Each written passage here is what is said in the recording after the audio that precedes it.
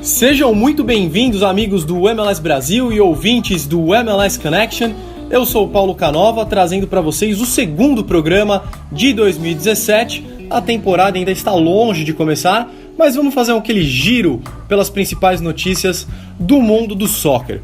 Comigo aqui hoje, Alan Leibovici, do MLS Brasil, e o Júnior Ribeiro, do MLS da Depressão. Meus amigos, muito boa noite. Alguns assuntos aí pra gente destacar pro nosso ouvinte, pro fã da MLS, não ficar tão por fora assim do que está acontecendo nos Estados Unidos. Alan, vou começar por você, seu destaque inicial para hoje. Paulo, tudo bem? Um abraço a todos os amigos da MLS Brasil, prazer participar de mais um MLS Connection. Meu destaque inicial, um abraço também ao Júnior, claro, falar do Clint Dempsey, né? Jogador, 33 anos aí, talvez um dos grandes ídolos da história dos Estados Unidos no futebol. Ele, no final de agosto do ano passado, teve que deixar os campos, né? Saiu do Seattle Sounders, deixou a equipe do Seattle Sounders, não participou da reta final da MLS, não conquistou o título, quer dizer, conquistou o título, mas não esteve presente fisicamente nas partidas. Ele teve uma arritmia cardíaca e agora ele jogou contra o Portland Timbers, um amistoso aí de pré-temporada, como titular durante 30 minutos. Foi a volta dele aos gramados aí depois de longos meses de angústia. A gente sabe que muitos jogadores passam por esse problema cardíaco, né? E alguns acabam não voltando e outros têm a felicidade de voltar, como no caso do Dempsey. E eu acho que vai ser um grande reforço aí para a temporada do Sounders, que vai defender o título, né? Vamos falar um pouquinho mais sobre o Dempsey, porque, como você bem destacou, foi o retorno dele. A gente vai falar desse amistoso um pouquinho mais para frente. Júnior Ribeiro, boa noite. Seu destaque inicial. Valeu, Paulo. Boa noite a você, boa noite ao Alan, boa noite, amigo ouvinte do MLS Connection. O meu destaque inicial vai para o Columbus Crew, que está em São Paulo, lá no CT de Cotia, está trabalhando, fazendo a sua pré-temporada. Realizou 3 jogos treinos aí, com equipes brasileiras, perdeu para o São Paulo, para o Grêmio Osasco e também para o Ituano. Mas claro que o resultado aí é o que vale de menos, o importante é esse intercâmbio cultural e futebolístico com as equipes paulistas. O Columbus ainda está no CT de Cotia e vai permanecer aqui no Brasil até a próxima semana. De lá volta para Ohio e depois vai participar de um torneio de pré-temporada lá nos Estados Unidos. Verdade, o Columbus Crew passeando aqui em terras brasileiras, treinando, e o técnico do Columbus Crew inclusive fez algumas pontuações bem importantes sobre a equipe, e parece que tem jogador de São Paulo que interessou o técnico, né, Júnior? O volante Arthur, jovem volante, tudo indica que ele pode aí já fazer as malas e ir embora com o time junto, né? Isso, Arthur, da equipe do São Paulo, meio campista, 20 anos, não vai ter espaço na equipe principal do São Paulo, e nesse intercâmbio que o Columbus Crew fez aqui com o São Paulo, acabaram acertando esse empréstimo até o final da temporada. É bem interessante ver o São Paulo abrindo novamente as portas para o mercado norte-americano. Para lembrar que anos atrás a bola da vez era o Los Angeles Galaxy. Inclusive Leonardo e Juninho, 2 grandes campeões da MLS, foram emprestados ao Los Angeles Galaxy. Eles surgiram na MLS através de um empréstimo do São Paulo junto ao Galaxy. É muito bom ver o São Paulo voltando a abrir negociações com o mercado norte-americano.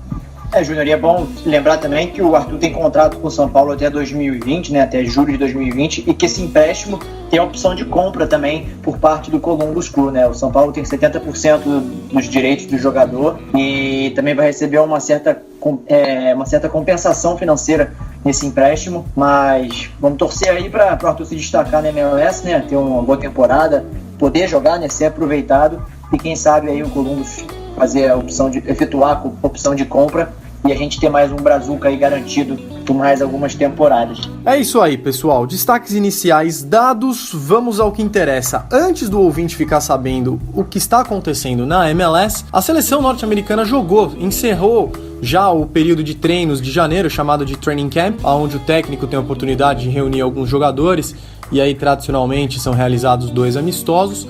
A equipe foi comandada por Bruce Arena, no seu retorno no comando da seleção dos Estados Unidos, e a gente vai passar um pouquinho assim bem rápido por esses 2 amistosos.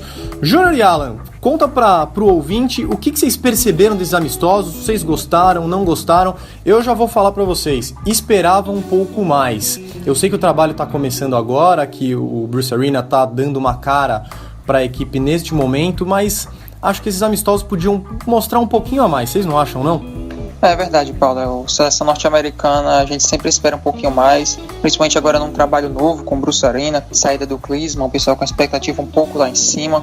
mas a gente tem que relevar um pouco. Foram apenas jogadores da Major League Soccer, apenas jogadores que atuam no futebol norte-americano. O pessoal da Europa acabou não sendo convocado porque não foram amistosos válidos pela data FIFA. Rapidinho aqui meu comentário com relação a Estados Unidos e Sérvia, 0-0, nem tanta coisa a destacar, só a variação tática. O Bruce Arena armou o time no 4-2-3-1 e aos poucos, principalmente no primeiro tempo, variou para um 4-1-4-1, sendo o Bradley aí esse número 1 entre as duas linhas de 4. Minha visão, isso é bem interessante, isso pode ser implementado ainda mais nas eliminatórias sul-americanas. Vou lembrar que nas eliminatórias da CONCACAF, perdão. Vale lembrar que os Estados Unidos perdeu as suas 2 primeiras partidas, que está uma situação bem complicada. Já no jogo contra a Jamaica, 1-0, gol do Jordan Morris, o time já jogou naquele 4-4-2 diamante, formando aquele losango no meio, mas claro que variando para o 4-1-3-2. Destaque dessa partida, o Zuzi como lateral direito. O Ledgett jogou bem nas 2 partidas, mas principalmente contra a Jamaica. O Phil Haber convenceu muito jogando contra a Jamaica. E, num apanhado geral, o acampamento de janeiro mostra aí que há boas e novas alternativas, como o Villafaña, Macari, o Zimmermann e também o goleiro Birhan do San José. Então são bons valores, novos jogadores que vão surgindo aí à disposição da seleção norte-americana. Pois é, meu destaque vai realmente para o segundo jogo, né? O primeiro acho que nem teve tanto destaque assim, por mais que tenha sido 0-0. Não tem muita coisa boa, muitos elogios para falar, não foi um jogo tecnicamente brilhante. Mas no segundo jogo eu ia falar justamente sobre alguns jogadores individuais. Meu destaque vai para a volta, né, do Phil Haber, do Benny brasileiro, que mora nos Estados Unidos há muitos anos, ter voltado para a seleção. Ele não vinha sendo convocado na época do Klinsmann, né, ficou até de fora da Copa do Mundo. Então foi legal, ele assumiu a camisa 10, então é bom vê-lo de volta. E também para o goleiro Robles, né, é legal ver ele jogando, porque com Howard e Guzan, ele acaba sendo terceiro goleiro e não tem muitas chances de atuar. E na MLS faz sempre partidas brilhantes. É grande o destaque dele nas partidas em que ele atua. Então, 1-0 contra a Jamaica, um time que os Estados Unidos está acostumado a jogar na disputa das eliminatórias e Copa Ouro lá na CONCACAF. Então, foi legal, foi mais uma vitória. Agora a preparação para as eliminatórias, né? Eliminatórias que não serão fáceis, né? O Júnior já falou, os Estados Unidos está numa situação um tanto quanto complicada, até culminaram na demissão do Klinsmann, mas acho que vale bem isso que vocês falaram, pessoal, a volta de alguns jogadores, as variações táticas que o Bruce Arena encontrou e que com certeza serão utilizadas quando os jogadores europeus também fizerem parte do elenco nas convocações oficiais, enfim. Pouco a se tirar de conclusões, mas o que vale disso tudo tem que ficar muito claro para o ouvinte, não é resultado, é o treinamento, é o tempo que o técnico tem com os jogadores, ainda mais nesse momento, em meio de eliminatória. Que treinador no mundo hoje tem o luxo de parar algumas semanas, convocar os jogadores, estudar, ficar perto, ver treinando? Realmente acho que o vale é isso tem que ficar muito claro para o ouvinte. Alguma coisa a mais de seleção, pessoal? Só para o ouvinte também poder perceber, né? Foi semelhante, obviamente, devido às proporções. O Brasil jogou com a Colômbia recentemente, foi uma partida amistosa, mas que teve um valor simbólico muito maior. Mas é aquela velha máxima, né? Só poder convocar jogadores que atuam no próprio país. Então, o Bruce Arena teve mais ou menos o mesmo que o Tite pôde fazer, convocando jogadores que atuam no Brasil. O Bruce Arena teve que convocar os jogadores que atuam na MLS. Então, falando as devidas proporções, tem bastante jogador bom na MLS, assim como tem bastante jogadores bons no Campeonato Brasileiro também, né? Então, essa aí a gente fica esperando que ele possa convocar novamente jogadores que atuam fora dos Estados Unidos, porque a gente sabe que tem muita gente brilhando por aí. Só lembrando que os Estados Unidos pega Honduras e também pega Panamá. Só que o Panamá fora de casa, os 2 jogos aí no finalzinho de março, válidos aí pela 3ª e 4ª rodadas das eliminatórias da CONCACAF. Muito bem. Vamos agora então para a nossa MLS? Vamos saber o que de melhor está acontecendo por lá. Período de pré-temporada, né, pessoal? Destaque aí para os primeiros amistosos que estão acontecendo e também para a janela de transferências.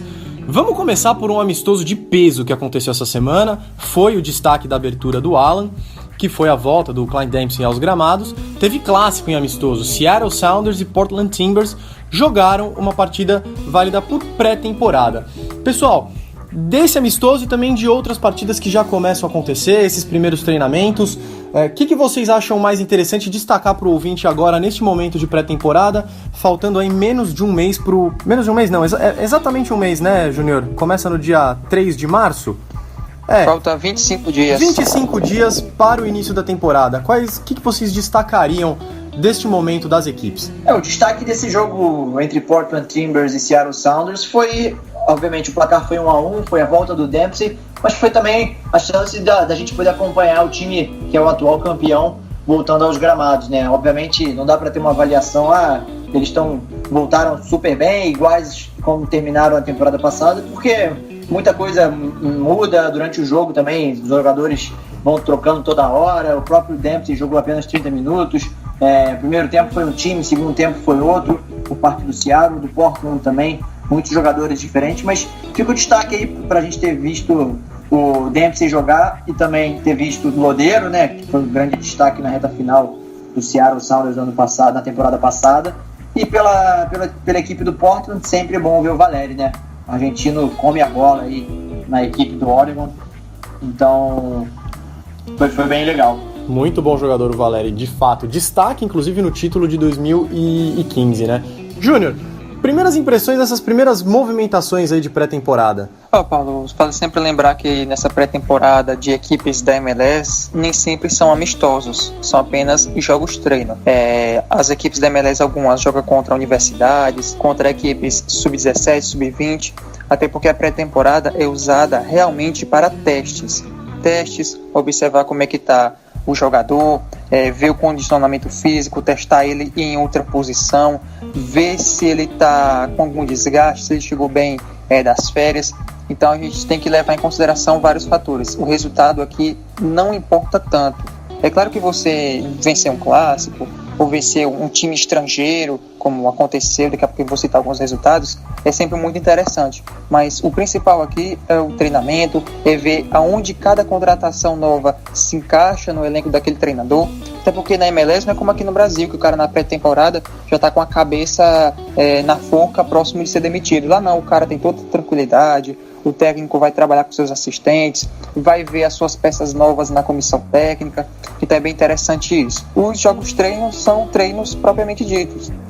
As equipes testam e é bom ver as equipes tomando forma. Tal equipe jogava num 4-4-2 ano passado, esse ano já está armando um 4-3-3, então é bem interessante. Alguns resultados interessantes, o primeiro é esse Portland no Seattle Sounders também foi o jogo último aí do Fred Adu. Também tivemos o Vancouver 4-0 no Bristol City, no dia 2 de fevereiro. Tivemos o Cardiff vencendo o Vancouver 1-0 lá no dia 27 de janeiro, no primeiro amistoso de pré-temporada. E já mais recentemente, o Dallas perdeu para o Lanús por 1-0, o Galaxy empatou em 1-1 com o Tijuana e o San José fez 1-0 no Seattle Sounders. Se o seu time, amigo ouvinte, perdeu várias partidas na pré-temporada, não precisa se desesperar. Se o seu time venceu várias partidas, também não precisa se empolgar a pensar que o time vai ser campeão da MLS. Não é bem assim que funciona. Vai lembrar que os times vão começando a ganhar corpo, os jogadores vão começando a entrar aos poucos, as contratações, algumas ainda precisam de ter toda a documentação regularizada. Por exemplo, o Galaxy está sem o Alessandrini e o João Pedro ainda. Os caras não estão participando ainda dos treinamentos nem desse amistoso contra o Tijuana. Sim. Então, as equipes vão ganhando corpo até mais ou menos meado de março. É por isso que os times da MLS têm tanta dificuldade na CONCACAF Champions League. Então não precisa se desesperar e nem precisa ficar empolgado demais. É só uma pré-temporada, período de testes e de treinamentos para as equipes da MLS. Esse é o meu destaque. A gente tem que dar o valor devido à pré-temporada. Nem pode superestimar demais e nem subestimar demais essa pré-temporada. E Paulo, só complementando o que o Júnior falou a respeito do Fred Adu, né? Foi o último jogo dele. Por quê? Porque ele teve um Portland durante 2 semanas realizando treinamentos, foi meio que um teste, né? Parece até que ele está em começo de carreira, né? Fazendo teste. Uma peneira. Peneira em vários clubes, mas ele acabou não agradando, não passou no teste e acabou sendo liberado lá pelo time do Oregon sem assinar o contrato. Então, tá aí no mercado. Quem quiser, se algum time brasileiro quiser também, ele já passou pelo Bahia, né? A gente lembra desse andarilho do futebol, apesar de ter 27 anos, o Fred Adu já surgiu como promessa, mas já rodou bastante, né? Por falar em estar disponível no mercado, assunto que sempre dá polêmica no mundo inteiro, né? Polêmica aí, rende boas manchetes, digamos assim, é sempre o mercado da bola, a janela de transferências. Nos Estados Unidos ainda está aberto, as equipes ainda estão se reforçando, estão fazendo testes, o Fred Adu agora foi um exemplo. E a gente no programa anterior, o primeiro de 2017, o ouvinte pode acessar ele no nosso site, A gente falou muito do Atlanta United, que vem se reforçando. Eu sei que o Alan tem mais uma novidade do Atlanta para falar pra gente, mas antes disso, o que vocês estão sentindo nessas transferências? Que equipe aí tá dando como é que eu posso dizer? Tá despontando e tá prometendo grandes coisas pelas contratações que tá fazendo, que tá realmente investindo para montar uma boa equipe. Olha, Paulo, não é porque eu vou falar do Atlanta não, mas eu acredito que é uma equipe nova, ninguém nunca viu jogar, então, mas pelas contratações, pelo técnico até que pegou, eu acho que é uma equipe que desponta aí, tem tudo para fazer sucesso, obviamente, assim como o Orlando City. Acredito que na primeira temporada não vai beliscar os grandes, como a gente pode falar assim, mas vai dar trabalho. Acho que é um trabalho que tem que ser pensado a longo prazo. E aproveitando a deixa que eu já estou falando, vai cada vez falando mais com sotaque latino, né? Cada vez mais espanhol sendo falado no Atlanta United, que além do técnico Tata Martino, agora também já contratou alguns outros jogadores também que falam a língua espanhola, mas agora a bola da vez é o chileno Carlos Carmona, né? O meio-campista, jogador que estava no quase xará lá da Itália, o Atalanta, e que disputou as duas últimas Copas do Mundo, né, com a seleção do Chile. Então, mais um meio-campista aí que chega, acredito que seja um bom reforço, um jogador experiente, que pode dar alguma liga aí nesse meio-campo da equipe do Atlanta. O Atlanta realmente está montando uma equipe boa, uma equipe interessante.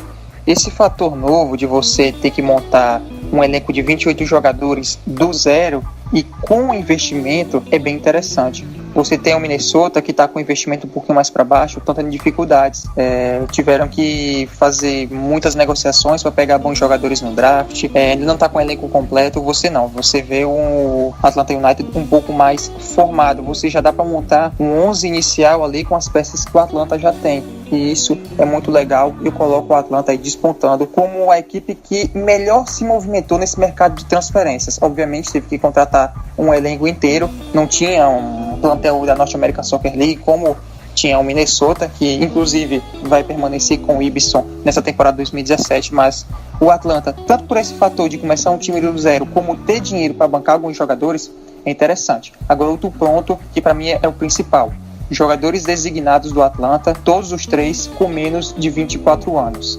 Isso é muito bom e a Liga precisa disso, que sirva de exemplo não só para as franquias mais antigas da MLS, mas para todas aquelas que vão chegando, LFC 2018, aquelas que vão entrar em 2020, aquelas que vão entrar posteriormente, que já venham com essa nova cara, de jogadores designados novos, que deem lucro para essas equipes, que o cara chegue com 27, 28 anos, se ele não ficar na MLS, ele seja vendido por um valor no dobro ou triplo para algum clube da Europa e gere lucro para essa equipe da MLS. Isso para mim é o ponto principal. Jogadores designados abaixo de 24 anos no Atlanta United. Agora, eu tenho uma pergunta para vocês. Óbvio, Atlanta e Minnesota vão roubar um pouco a cena porque são as duas caçulas, mas tem as duas equipes ex-caçulas, né? O New York e o Orlando, que pouco está se escutando falar. O New York perdeu o Lampard agora, o Orlando perdeu alguns jogadores, outros que ainda vão compor o elenco aí pro início da temporada, mas eu tô com uma impressão, eu tô um pouco pé atrás com essas duas franquias. Eu acho que se movimentaram um pouco, a base será mantida, mas não sei, eu acho que essas equipes tá faltando alguma coisa. Vocês concordam ou não? Eu concordo contigo. Eu acho que o New York perdeu o Lampard. Claro, o Lampard também passou algum tempo machucado, né? Então já era esperado que ele não estaria mais nessa temporada. Ele acabou de se aposentar. O Mendonça também, o atacante que estava emprestado para o Corinthians, também não está mais por lá. E ele estava fazendo boas partidas. Então a gente sabe que manteve só o Pirlo, manteve o Vidia, são dois grandes jogadores, mas que sozinhos não conseguem, né? Já têm uma idade mais avançada, eles precisam de um resto de um time, precisam de um background, e acho que o New York não soube repor. Então a gente vai ver aí como é que o Patrick Vieira vai se virar nessa temporada. Como torcedor do New York Red Bulls, eu torço para que ele não consiga se virar. Obviamente, como fã da MLS, eu torço para que todos os times possam ir bem, mas a gente sempre tem aquela rivalidadezinha do estado, né, da cidade. Mas o Orlando City, eu acredito que está um passo à frente do New York, sim. Manteve uma base boa, também trouxe jogadores bons, então acho que está um pouquinho à frente. Eu já discordo um pouco do Alan. Eu vejo o New York City um pouco à frente do Orlando. Já fez uma temporada passada boa, na minha visão, não vai sentir a falta do Lampard. E falando sobre o Orlando City, agora já para começar o comentário, perdeu o Kevin Molino. Na minha opinião, o maior jogador da história do Orlando City. Foi para o Minnesota na principal negociação interna da liga nesta janela de inverno. Uma equipe que ainda sofre com os erros cometidos entre 2014 e 2015. Montou um elenco cheio de lacunas, contratou 2 jogadores designados à época que realmente foram fracassos.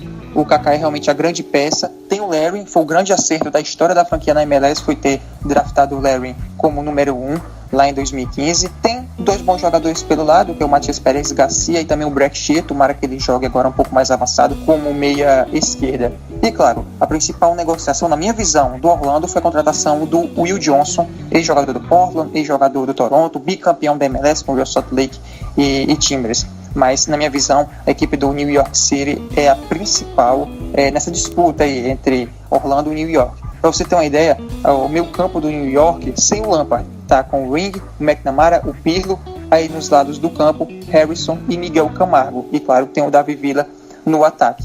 A grande diferença é que venderam o Josh Saunders, goleiro, e já trouxeram o Johnson, que tem o Johnson agora no gol, que é um bom goleiro. A grande questão é acertar a defesa. Acertou a defesa, o New York City é uma equipe para ir muito longe. Se ano passado já foram longe, só não chegaram numa MLS Cup por conta da defesa, esse ano é a vez. Acerta a defesa, mantém esse bom meio campo e aí vai chegar longe. Na minha visão, New York City está mais pronto e tem mais time do que o Orlando City. Pois é, Júnior, e o Saunders, que curiosamente foi pro Orlando, né? Uma posição que o Orlando, na minha visão, não estava precisando. O Bendy, que fez uma boa temporada, é um bom goleiro. Vai ser reserva lá. Pois é. E também, só para continuar o assunto do Kevin Molino, né? Acho que ele fez uma grande escolha. Na verdade, foi uma aposta, imagino. Obviamente, não falei com ele, né? Não é meu amigo, mas acredito que ele tenha sido uma opção profissional mesmo, ele ter trocado o Orlando pelo Minnesota, porque é uma equipe nova, ele vai poder ter um protagonismo lá que ele não estava mais tendo no Orlando desde a chegada do Kaká. A verdade, acho que é essa. Então, acho que ele pensou um pouco mais no lado profissional dele, vai poder ter um destaque um pouquinho maior do que ele vinha tendo no Orlando. Concordo contigo que talvez seja o maior jogador da história do clube, mas resolveu respirar novos ares. Né? Base por base, e pelo que foi feito na temporada passada, com certeza o favoritismo ele cai todo pro lado do New York, isso não restam dúvidas.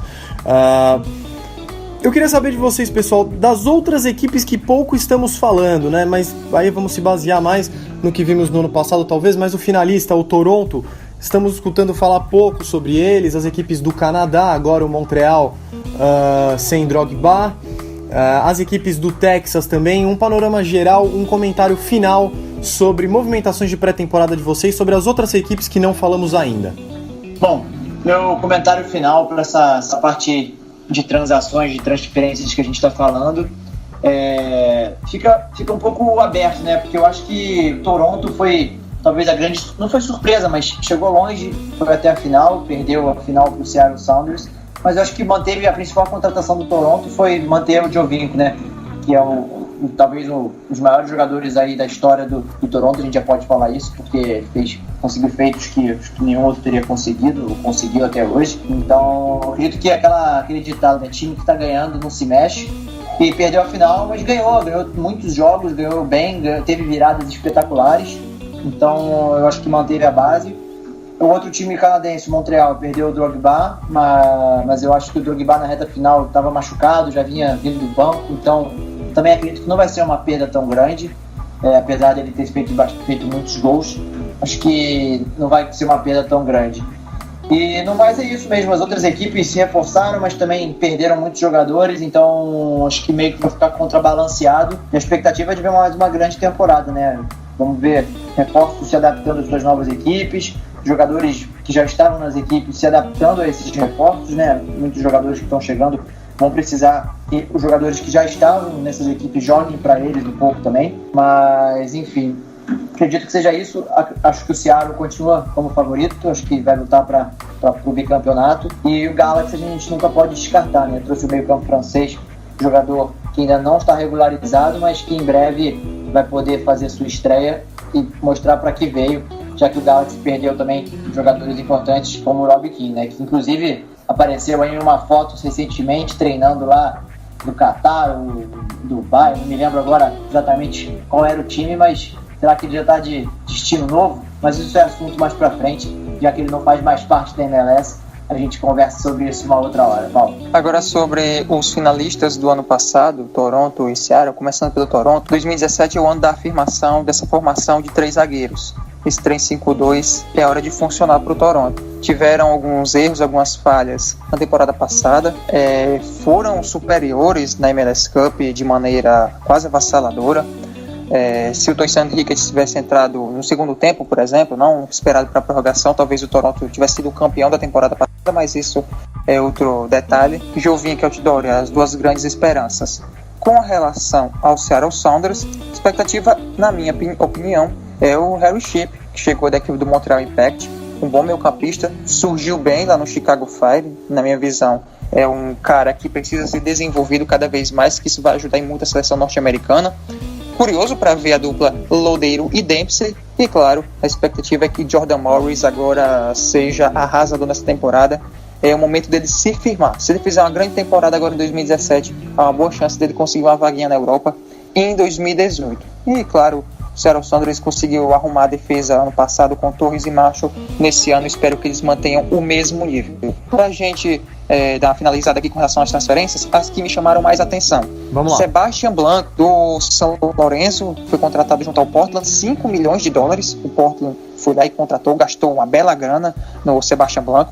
Alessandro Ny, ex-Rennes, ex-Olympique de Marseille, €3 milhões, foi contratado junto ao Galaxy, vai pegar a camisa 7 do Robbie Keane. Joseph Martinez, emprestado do Torino para o Atlanta United, será jogador designado. Chris Mavinga, defensor, que vai para a equipe do Toronto, e o Kevin Molina, transação interna aí de 600 mil, que custou aí para o Minnesota. Essas foram as principais negociações na minha visão. E claro, uma dica para o amigo ouvinte: prestem atenção nesse Philadelphia Union em 2017. É a dica que eu dou. Reparem na equipe do Philadelphia Union, que pode surpreender. Em 2016, lá em janeiro, eu falei do Colorado. Quase que deu certo. O time realmente surpreendeu. Ficou faltando um pouquinho para chegar na MLS Cup. Esse ano a minha aposta vai para o Philadelphia Union. Ano passado o Philadelphia Union também não foi tão mal, né? Infelizmente na reta final foi tão mal, não. As coisas não aconteceram como esperado, mas fizeram uma boa temporada regular, partidas boas, com jogadores se destacando, e o Sinho entre eles, Fabinho, enfim. Se o Philadelphia Union manter a base, manter a mentalidade, acho que para esse ano eles já aprenderam o que precisam fazer de melhor e com certeza vão aí. Barreta também, né? Com certeza, também foi um grande destaque da equipe do Union. Acho que para esse ano eles podem alcançar aí até mais sucesso. Pessoal, estamos chegando ao final desta segunda edição do programa MLS Connection em 2017, nosso segundo programa deste ano. Eu vou dar um espaço para vocês darem um destaque final, que agora a gente só volta a se falar depois do Carnaval em um programa especial para abrir a temporada de vez antes que a bola role nos gramados dos Estados Unidos. Bom, vou começar, se vocês me permitem, dar 2 destaques finais. Vai lá. Não é rapidinho, eu prometo. Falar da aposentadoria, né, do Julian de Guzman, canadense, na MLS jogou pelo Dallas, também jogou no Toronto. Estava já no seu país de origem jogando no Ottawa Fury, da NASL, que é o jogador que mais vezes vestiu a camisa da seleção canadense. Então ele resolveu se aposentar e agora vai participar da comissão técnica da equipe lá no Canadá e vai poder passar os seus conhecimentos agora de fora do campo. E minha outra curiosidade, outra finalização aqui do MLS Connection de hoje, meu destaque final, vai para os árbitros, né? Isso mesmo, é difícil alguém dar destaque final para os árbitros, mas eu vou dar porque o sistema de VAR, né, Video Assistant Referee, que foi usado pela primeira vez já no Mundial de Clubes, né, da FIFA lá no Japão, ele começou a ser implementado em alguns jogos de pré-temporada da MLS e já teve inclusive um empate em 1-1 entre o Real Salt Lake e o San Jose Earthquakes. E quem vai gerenciar essa operação tanto na MLS como rodando outros países pelo mundo é o ex-árbitro inglês Howard Webb, foi juiz da final da Liga dos Campeões e também da Copa do Mundo de 2010, naquela final entre Holanda e Espanha. Então, um ponto legal aí, acho que bola dentro da FIFA, bola dentro da MLS também, acho que vai ajudar bastante a corrigir alguns erros de arbitragem que acontecem e muitas vezes grotescos, na minha opinião. Bom, para mim, o meu ponto final para a gente terminar aqui o nosso MLS Connection é com relação às equipes norte-americanas que vão disputar agora as quartas de finais da CONCACAF Champions League temporada 16-17. Red Bulls, Vancouver e Dallas. Eu vou reparar um pouco mais nessas equipes agora no finalzinho da pré-temporada e eu aconselho também o amigo ouvinte a prestar um pouco mais atenção nessas equipes, ver as movimentações, se vão contratar mais algum jogador nessa janela de transferências. Então, Red Bulls, Vancouver e Dallas. Essas equipes vão representar a MLS nessas quartas de finais da CONCACAF Champions League. Sobre o papo da mudança da Champions para a próxima temporada, isso aí fica para outra edição. Mas Red Bulls, Vancouver e Dallas agora estão no foco, até porque já agora no dia 22 de fevereiro já teremos a partida entre Red Bulls e Vancouver, que vale vaga na semifinal. Isso, jogo de ida. Então, o conselho que eu dou ao amigo ouvinte é reparar um pouco mais em Red Bulls, Vancouver e Dallas, porque agora sim é que a hora da onça vai beber água na CONCACAF Champions League. Belo jogo, por sinal. Belo jogo. Isso. Belo jogo. Meus amigos, muito obrigado pela participação de vocês aqui no nosso segundo programa deste ano.